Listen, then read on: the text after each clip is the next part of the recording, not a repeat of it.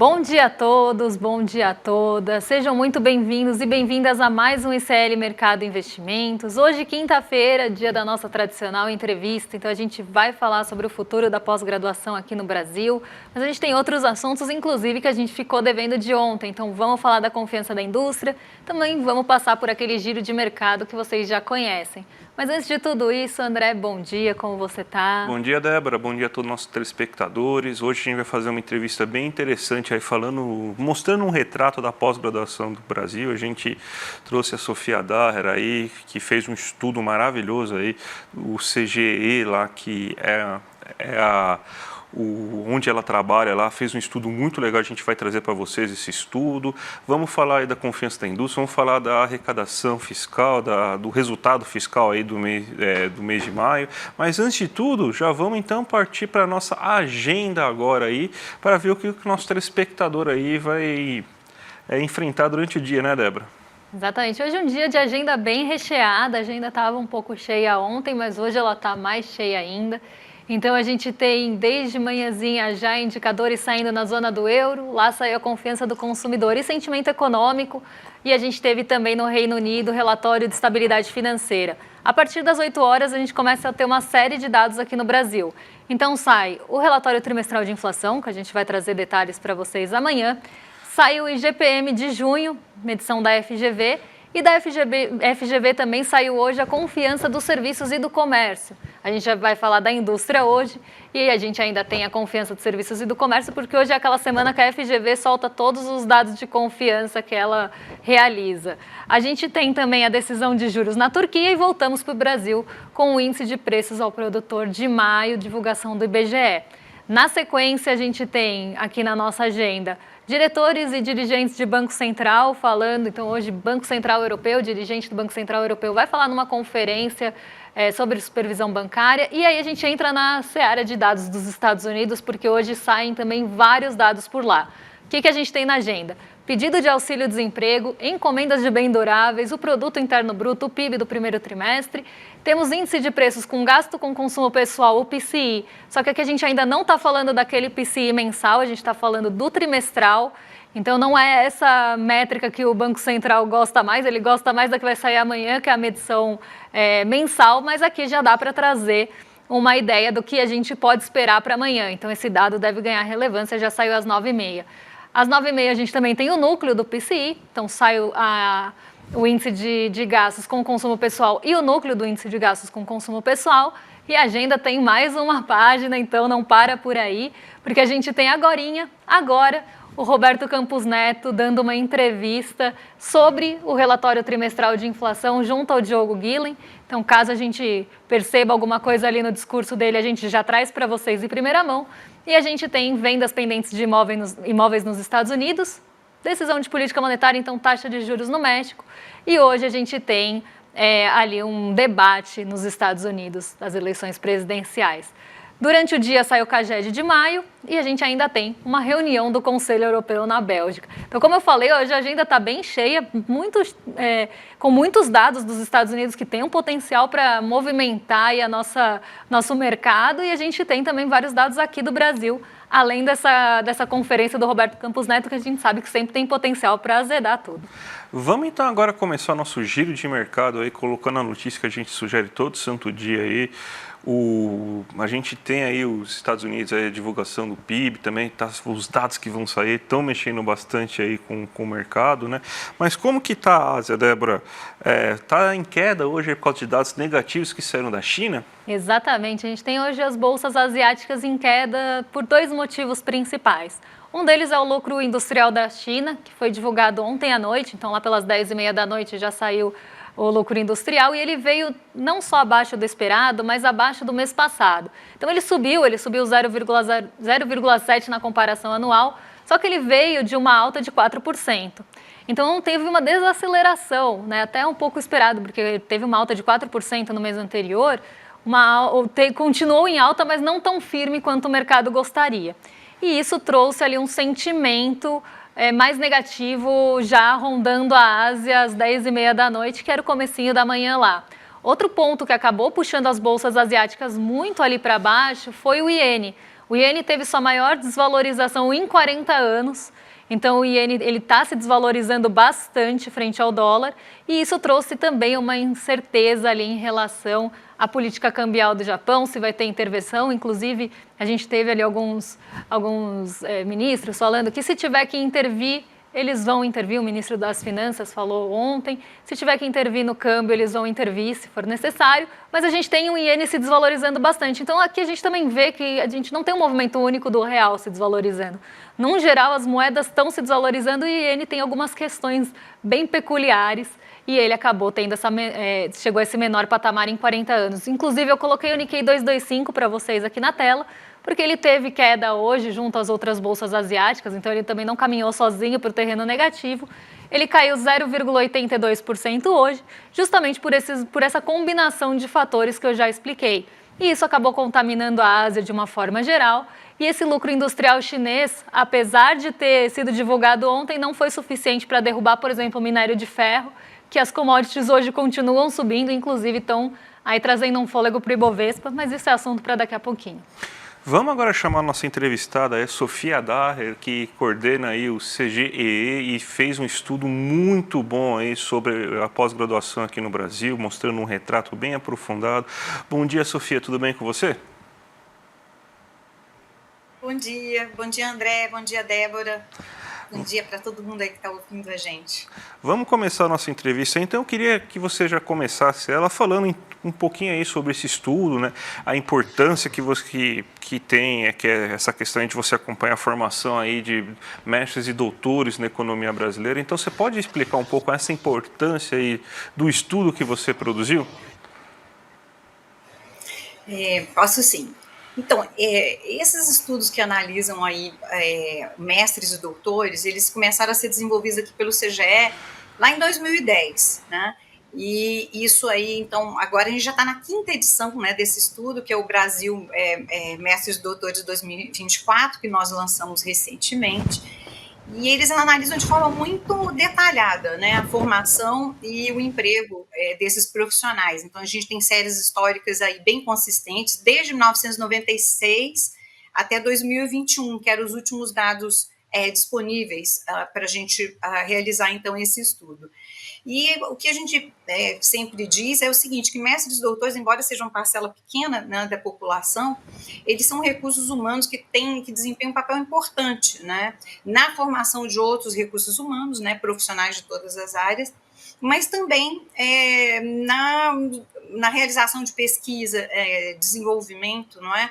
Então, assim, eles têm um papel muito importante quando você pensa num país que está preocupado com inovação, não é? Com competitividade, e para você ter capacidade de promover aí um desenvolvimento, né? Criar soluções para um desenvolvimento que seja sustentável e também inclusivo, né? Então, assim, a motivação certamente de acompanhar aí a formação desse pessoal tem a ver com a importância do papel que eles podem desempenhar no desenvolvimento brasileiro, né? E, Sofia, quais foram as principais mudanças que você observou e que o estudo observou e que foram observadas ao longo desses anos em relação, por exemplo, à desconcentração? Como é que você vê essas mudanças no Brasil? Olha, o Brasil ele tem uma pós-graduação notável, né? Desde lá de 1996, que é o início da nossa série histórica, até 2021, foram concedidos aí mais de 1 milhão, né, de títulos de mestrado e cerca de 320 mil de doutorado. E imagina só, então, que apenas em 2021 foram mais de 59 mil títulos de mestrado e mais de 20 mil de doutorado, né? Mas a gente ainda tem uma proporção baixa quando se leva em conta o tamanho da população brasileira. Então, o índice que a gente calculou é que nós temos 10,2 doutores para cada 100 mil habitantes, enquanto a gente pode considerar, por exemplo, os Estados Unidos, né, para ter uma referência, que tem aí 21,9 doutores, né, por 100 mil habitantes, quer dizer, mais do que o dobro. Então, tem um espaço ainda muito grande aí para a gente avançar. Mas como você comentou sobre essa questão da desconcentração, não é uma distribuição homogênea, né, a pós-graduação no Brasil.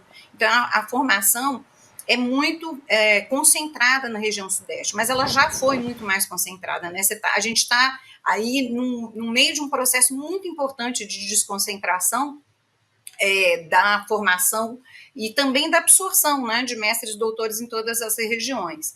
Então, o que a gente notou foi isso, né? Por exemplo, o Nordeste praticamente dobrou a participação na formação de mestres, né? Lá no início da nossa série, em 96, eles formavam 10% dos mestres no país, e isso passou para 20%, né, em 21, dessa participação.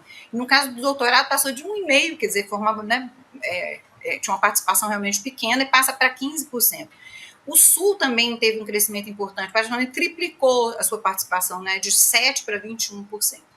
Agora, é claro que o Sudeste, ele teve a sua participação reduzida, mas de 89% para 52%, mas ele ainda é responsável por mais de 50% das pessoas que se formam, né, no doutorado, e também ele ainda é um importante polo, né, formador, porque ele distribui, né, doutores para o resto do país.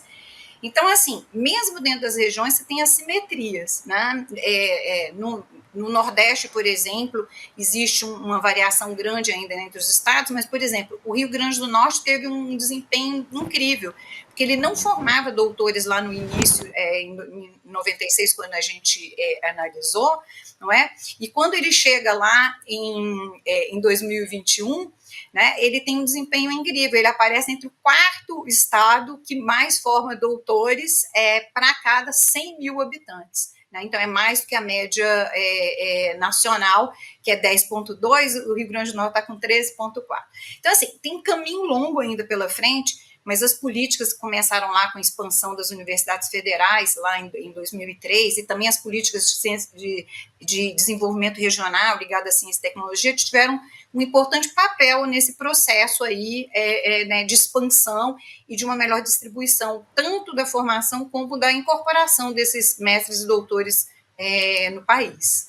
E uma coisa que é muito importante, Sofia, é a questão da empregabilidade, né? Porque não adianta você formar uma quantidade tão grande assim de doutores e mestres aqui no Brasil e você ter problemas de empregabilidade. Você pode falar um pouco sobre esse tema aí?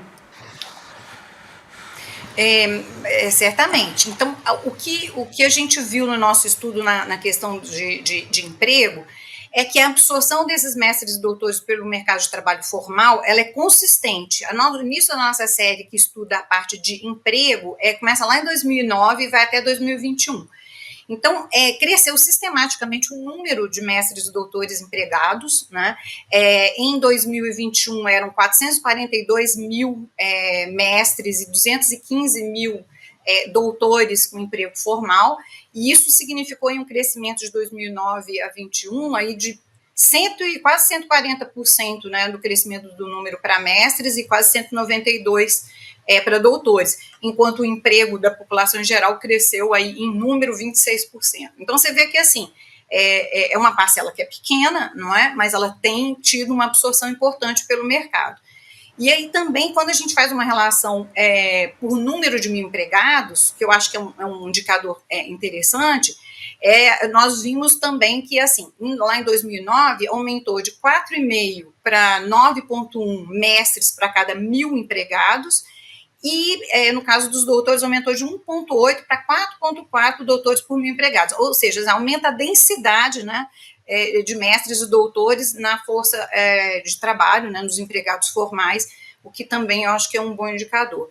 E, assim, uma outra achado nosso no estudo é que o emprego desse grupo, ele se mostrou mais resiliente, né? Então, mesmo em épocas de crise econômica, eles tiveram sempre taxas positivas de crescimento do emprego, né? Então, por exemplo, quando lá em 2015, 2016, a gente teve PIB e teve taxa de emprego total negativa, né? Por exemplo, em 2016 foi 0,2%, menos 4,2%, mestres e doutores tiveram taxas positivas do emprego de 6% e 8,6%, né? Então, realmente, se mostram mais estáveis, né, o emprego desse grupo, talvez pela própria natureza desse grupo, mas o que é importante, porque é uma formação muito demorada, né, muito custosa. Então, é importante, de fato, que esses profissionais tenham mais estabilidade nas suas produções.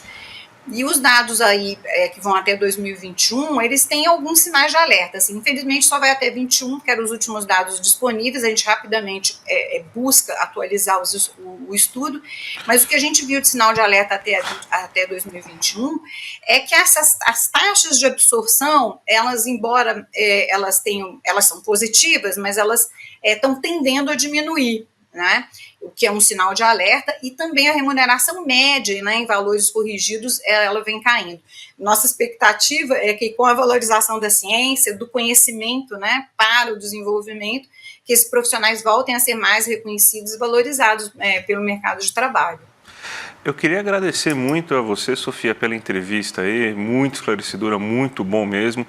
Deixar aqui, não sei se a gente pode colocar depois aí o link lá que é do seu estudo aí, que é muito bom. Até vamos pedir aí para publicar mais parte do estudo aí, esse aqui mesmo aí, Mestres e Doutores em 2019. André, aqui. Clica só no mais recente, por favor. É lá no cantinho esquerdo da tela. É um print esse, professor, é um print, só que a gente tirou. Não é o site, tá é só bom, um print tá legal. que a gente tirou.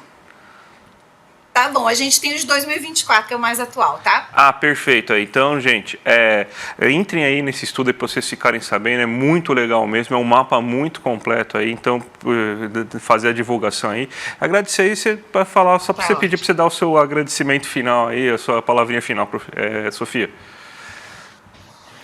Eu fico super grata pelo convite e pela oportunidade de a gente divulgar esses dados, né? São muitos dados, eu acho que as pessoas vão gostar de entender. Tem dados sobre mulheres, diferença da remuneração das mulheres, que também a gente tem uma atenção muito especial para essa questão. É isso, obrigada. Obrigado a você aí, Sofia, até a próxima aí. Vamos falar agora da confiança da indústria aí, que a gente ficou devendo no dia de ontem, né? Mas a indústria aí subiu a confiança, né, Débora? Você montou os gráficos aí pra gente, não conseguiu falar ontem, então hoje você tem a oportunidade de falar deles. Terceiro mês consecutivo de alta para a confiança da indústria. A indústria está mostrando, né, uma forte confiança no começo desse ano, e não só a confiança, mas a gente vê esses dados também quando olhamos, né, quando nós olhamos o PMI, que é o índice dos gerentes de compras, que mostra aquele termômetro para a gente de como é que estão os setores. A indústria está com esse mesmo comportamento. E não é à toa, né, que a gente tem um aumento de confiança se a gente está com, por exemplo, um PMI, o índice dos gerentes de compras, mostrando para uma expansão, e uma expansão bem forte da indústria brasileira, que sofreu bastante nos períodos anteriores. Então, quando a gente olha a confiança em si, ficou em 98,4 pontos. O índice que mede a análise da situação atual subiu em relação ao mês passado, foi para 99,3. Então, a confiança da indústria ela não está vindo só das expectativas para frente, mas a gente vê também de uma análise da situação atual. Então, como o setor industrial está olhando a nossa economia hoje e pensando, claro, na economia para o setor industrial. E as expectativas é como o setor industrial está olhando para o ambiente brasileiro, para o setor industrial, aqui no caso, no futuro. Então, a gente vê que também teve alta de 97 para 97,6. Na verdade, o índice de expectativas entre o mês passado e esse ficou praticamente estável. Mas a gente vê que o que puxou mesmo a confiança para cima foi essa melhora na análise da situação atual. E um ponto que a gente vê que tem melhorado bastante, pelo menos nesse ano de 2024, é o nível de utilização da capacidade da indústria, que agora chega a 82,5%. Então, a gente está aumentando a utilização da capacidade já instalada da indústria, e isso também é um ponto positivo, porque mostra que tem, né, um potencial ali para crescer a indústria, e ela está ocupando mais ali a sua capacidade produtiva. Então, a gente vê isso melhorando bastante, porque a gente estava com patamares ali bem perto de 80% e ficou muito estagnado por bastante tempo. Quando a gente olha as comparações em relação ao mês passado e ano passado, a gente vê esses pontos aqui que a gente consegue ver na linha do gráfico, mas com um pouco mais de detalhes. Então, se puderem passar para o pessoal de casa acompanhar com a gente tem aqui a indústria em relação ao ano anterior e a indústria em relação ao mês anterior, a confiança aqui no caso. Como eu falei, a expectativa para o futuro, ela está praticamente estável, ficou com uma queda de 0,4 ponto percentual. Ela praticamente andou de lado. Mas a gente teve uma melhora muito grande aí na situação atual, que subiu 1,1 pontos percentuais. E isso puxou a confiança 0,4 ponto para cima. Só que se a gente olha como é que está a confiança da indústria em relação a como ela estava em junho de 2023, aí sim a gente vê a confiança da indústria muito mais forte. A análise da situação atual, então, como é que o setor industrial está vendo a economia brasileira em relação a como é que ele estava vendo a economia brasileira em 2023, subiu muito. Subiu 7,8 pontos percentuais entre os anos. O índice de expectativas, apesar de ter caído em relação ao mês anterior e ter ficado praticamente estável, em relação ao ano passado, ele também subiu bastante, 2,7 pontos percentuais. Então, a indústria não está só vendo a economia brasileira de uma forma geral melhor agora no ano de 2024 do que estava em 2023, como também as perspectivas para o futuro estão melhores do que estavam naquele período do ano passado. E a gente vê que a confiança está 5,2 pontos acima do que estava no ano de 2023. Então, a gente vê uma melhora na confiança da indústria e não à toa, porque a gente tem visto outros dados industriais puxando a indústria para o mesmo caminho. Então, pode ser que a gente veja uma recuperação do nosso frágil setor industrial brasileiro. Vamos rapidinho, né? Até porque a gente tem que fazer abertura de mercado daqui a pouco, falar do resultado fiscal aí do mês de maio, né? A gente teve que um aumento da dívida pública líquida, né, que ficou agora em 3,98 trilhões em maio, mas isso aí é resultado justamente do déficit que aconteceu aí para esse mesmo mês. A gente montou até o gráfico aqui para vocês verem o que aconteceu.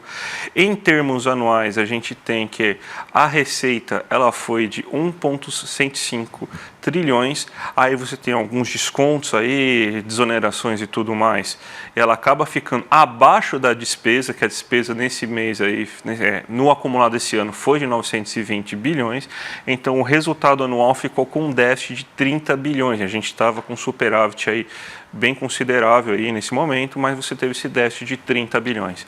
Em termos mensais, a gente teve uma receita que foi de 109 bilhões, só que uma despesa de 220 bilhões, o que gerou aí um déficit mensal aí de 61 bilhões. Por que você teve esse aumento? Primeiro, porque a gente tem antecipação de 13º aí dos aposentados e pensionistas, e isso aí aumenta os gastos previdenciários, primeiro ponto. E o segundo ponto é que você teve um grande número de gastos extraordinários, crédito extraordinário aprovado, justamente pelo fato que você teve gastos com o Rio Grande do Sul, o governo federal amenizando aí as tragédias, né?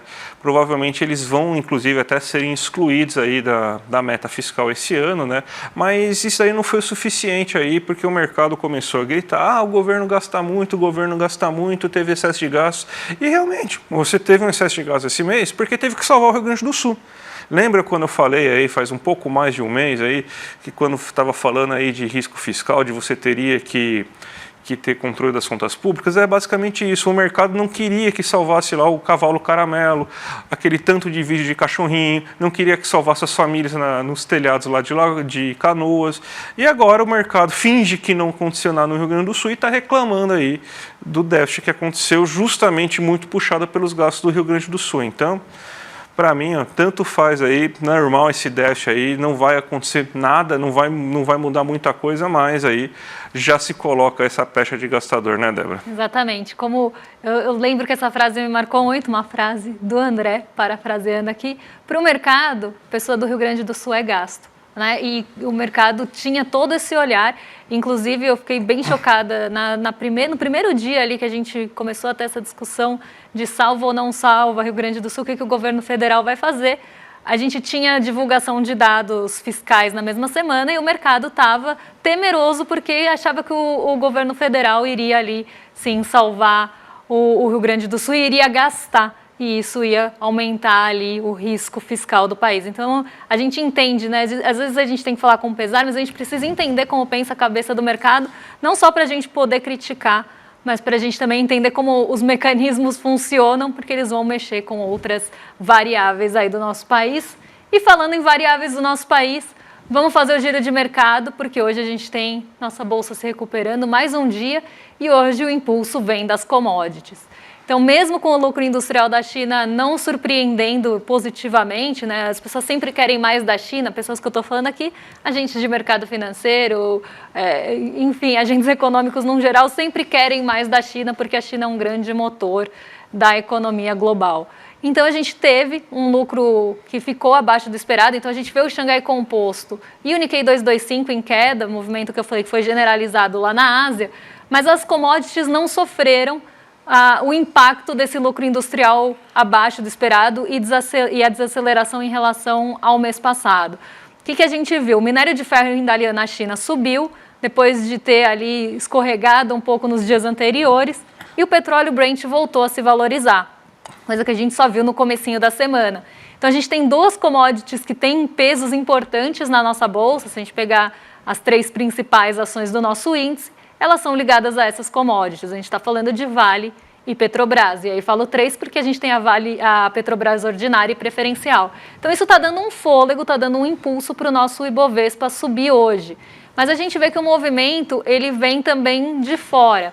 A gente tem uma tensão ali na Europa, as bolsas lá estão caindo bastante, justamente por aquela expectativa pelas eleições na França, que vão acontecer agora no domingo, o primeiro turno.